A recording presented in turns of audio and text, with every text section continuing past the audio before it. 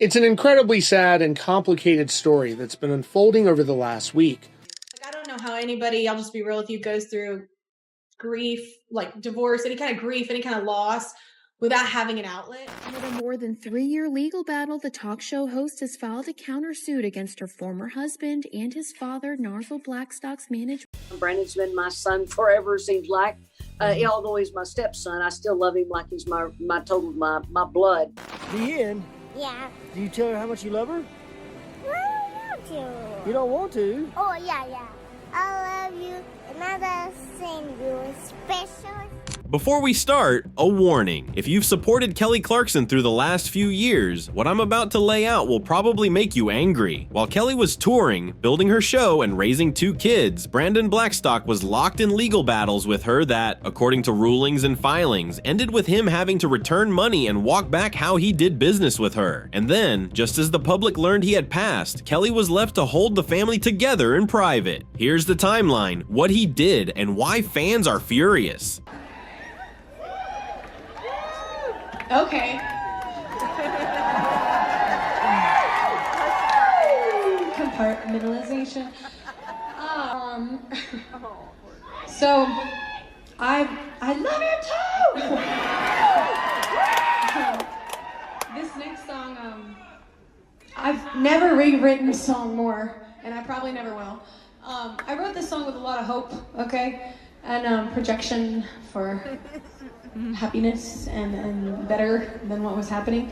And the headline hit like a brick. Brandon Blackstock, 48, has died after a private battle with cancer. Within minutes, Kelly Clarkson's team announced she was postponing her Las Vegas shows to stay home with River Rose and Remington. No interviews, no statements beyond the basics. Just a mother who closed the door and chose her children over everything else. What happened next was 2 emotions crashing into each other online. Grief for a life that ended too soon, and anger because fans remembered the paper trail. As condolences poured in, timelines also filled with reminders of the business dispute that followed the divorce. Filings, hearings, and a ruling that said certain commissions tied to Kelly's career should be returned. That history didn't vanish with the news, it resurfaced, and it colored how people read every new update. Of events has occurred since rumor first broke of Kelly Clarkson's husband, Brandon Blackstock, cheating on her. While we are hoping for Clarkson's sake these are just rumors, here's what went down. Online publication The Dirty posted a story about Blackstock's alleged affair, and shortly after, under the comments section, a user with Clarkson's name wrote, "This is absolutely absurd. The woman who posted this fictitious rumor about my husband used to be my personal assistant until I terminated her for trying to steal from me." In the first 24 hours, reputable outlets kept it spare. They confirmed the death, noted the family's request for privacy, and moved on. The silence from Kelly was deliberate. She didn't owe anyone a quote, a photo, or a public breakdown. Inside that silence, though, the story most people told themselves wasn't about celebrity at all. It was about responsibility. Kelly had shows, staff, and an audience waiting. She pressed pause anyway because 2 kids just lost their dad, and that was the only metric that mattered. Fans tried to connect the dots, the timeline of the illness, when the residency pause was decided, whether there were signs anyone missed. But the family set a firm boundary. No medical play-by-play, no bedside narratives, no spectacle. Whatever you think of the past, that boundary was the right one. It protected the children from turning their father's final days into content. Still, there's a reason this story feels unfinished to so many people watching from the outside. It isn't just that a public figure died, it's that before he died, there was a documented fight over how money from Kelly's work was handled, and an official decision that some of it needed to go back to her. That's the piece that keeps sticking in the throat of longtime supporters. While Kelly was building an empire, juggling a TV show, and tucking kids into bed, she also had to fight to reclaim what a ruling said was hers. So here's how we'll proceed. We're going to keep the family's privacy intact while walking through what's on the record. Not rumors, not fan fiction. We'll start with the last public sighting and move to the disappearance from Hollywood. We'll explain what life in Montana looked like, why the legal battle mattered, and how those choices shaped the way people reacted when the news broke. If the hook made you mad, this section explains why that anger exists, and why Kelly's first move, even now, was to protect her kids and let the noise burn out on its own. We are what we eat. So we have really great cattle at our property, and we also have a bunch of horses, obviously. Montana is such a beautiful state. it's my favorite one, like as far as aesthetically pleasing. And it's just, you know, we have a lot of acres to just kind of get lost on, so it's nice. It's just, you feel like we're always living in LA and doing so many jobs and working almost 7 days a week sometimes, and then we come here and there's like no one around, so it's really nice. He's kind of in heaven, I'm not gonna lie. The social distancing is really good for my husband. Born to be a cowboy.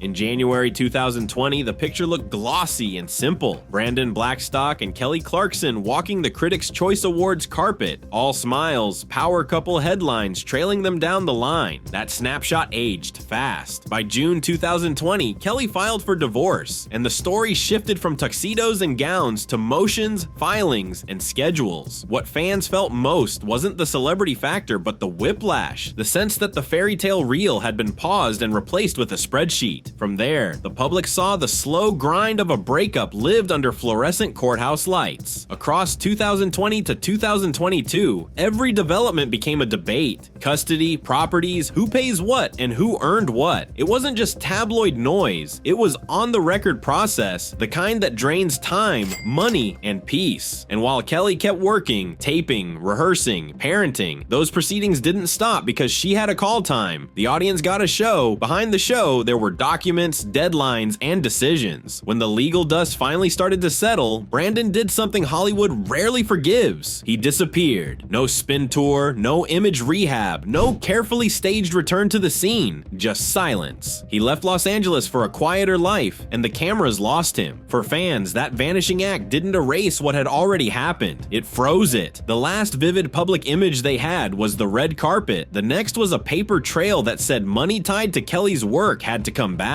That is the gap people can't let go of, and it's why the anger doesn't fade just because the photos did. Kelly Clarkson seemingly throws shade at her ex-husband while putting her own twist on Gail's ABCDE. And the father could stay.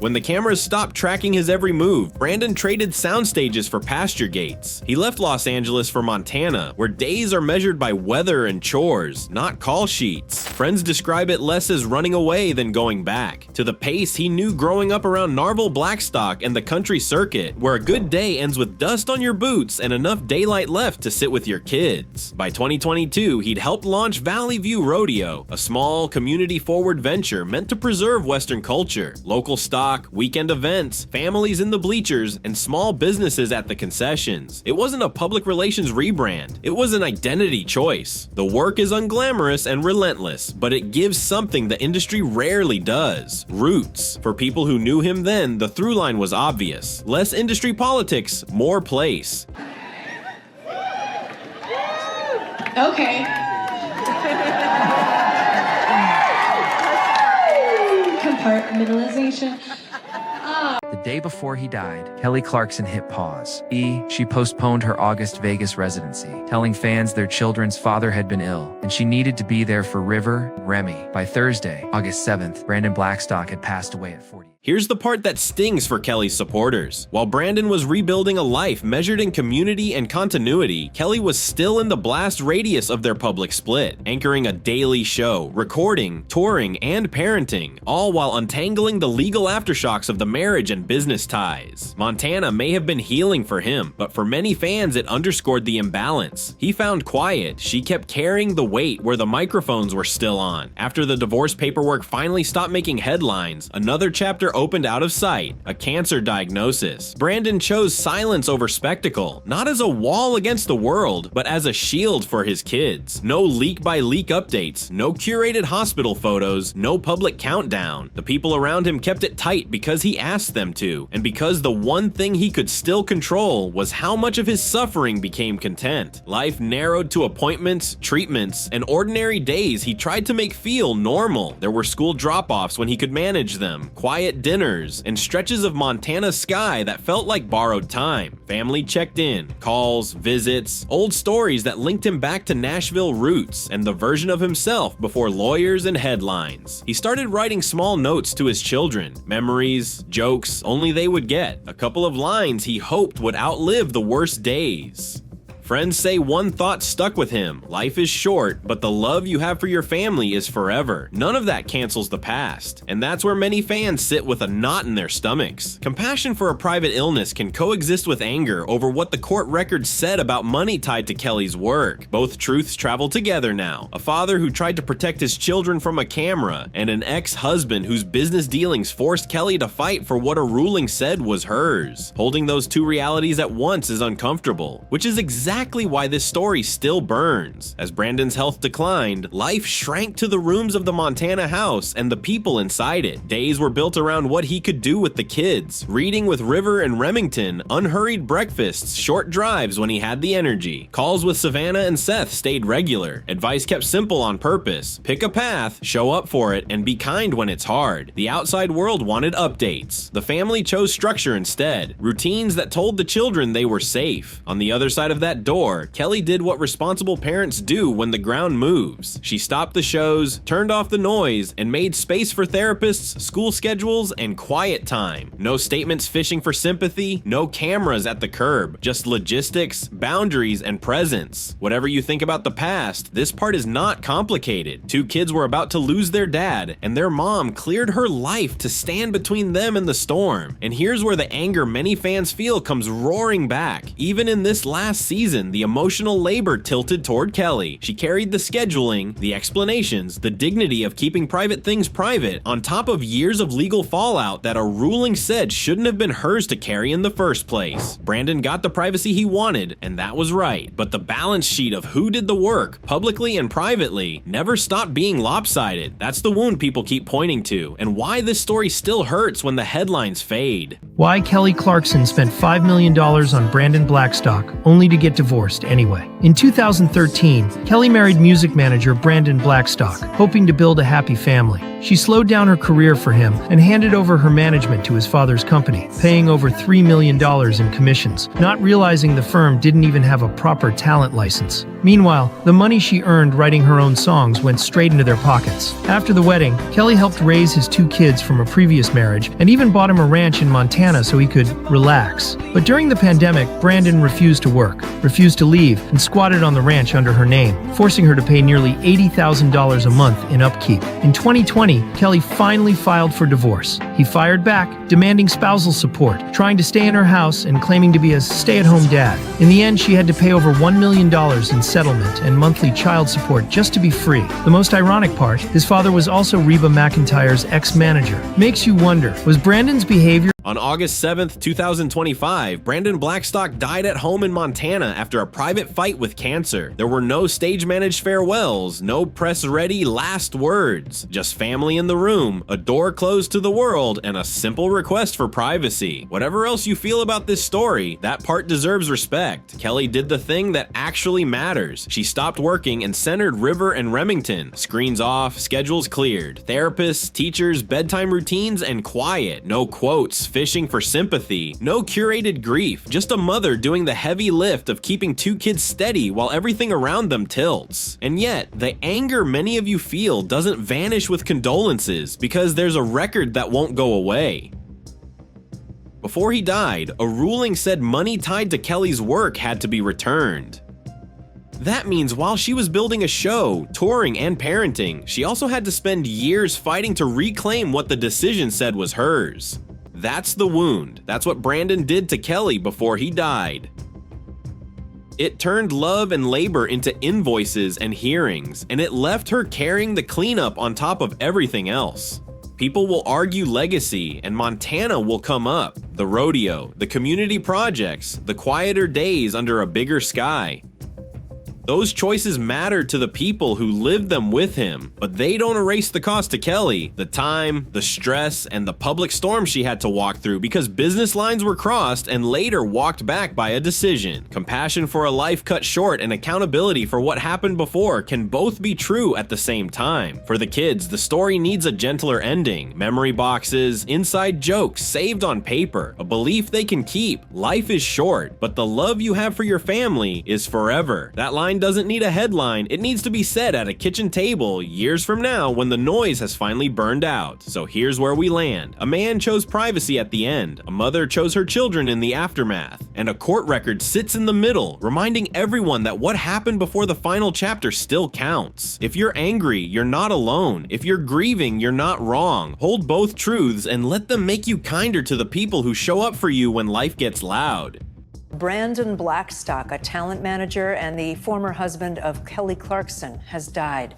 A statement from the Blackstock family says he died of cancer, adding he bravely fought the disease for more than 3 years. The family said he passed away peacefully and was surrounded by family. Blackstock, who was also the stepson of country music legend Reba McEntire, leaves behind 4 children, including 2 children he shares with Kelly Clarkson.